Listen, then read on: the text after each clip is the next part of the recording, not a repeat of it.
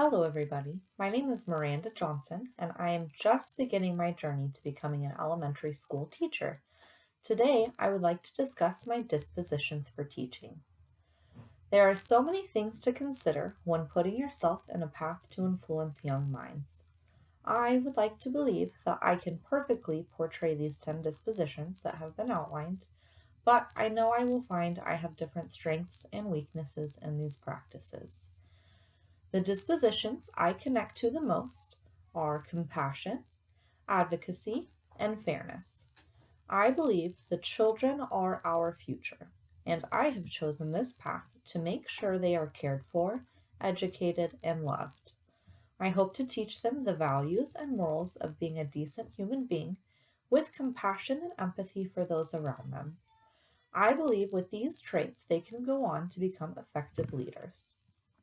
For this to be effective, there are other dispositions that must be implemented.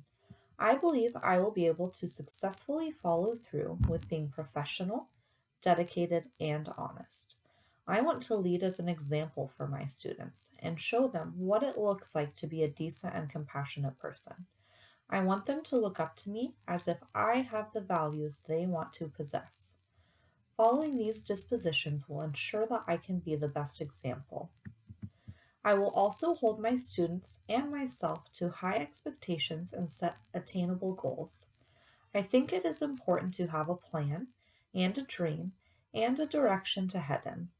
When you have a path, it is easier to decide what you need to stay on that path. I will encourage my students to have curiosity and to spark interest in things they have not been exposed to. I believe early learning is fundamental in setting up the path for their future, and I want them to be encouraged to follow what they enjoy and are excited by. The next dispositions I find to be equally important, but I do accept that I will need to have more practice in portraying them. I have respect for diversity, and I love to hear about people around the world and their beliefs. However, I am not as educated as I would like to be, and I know that I will need further education to be able to respect their beliefs and customs. Reflection will be paramount in this process as well. I need to have more practice in looking back at what I have learned and how I have used it and what I need to do to further develop how I can teach.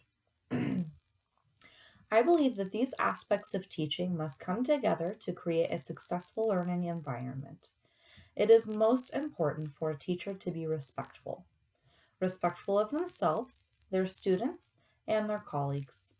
If respect is the foundation of the way a teacher conducts themselves, the other dispositions will fall into place. I am excited to continue this journey with these dispositions to ensure that I am providing the best opportunity for my students to learn and grow.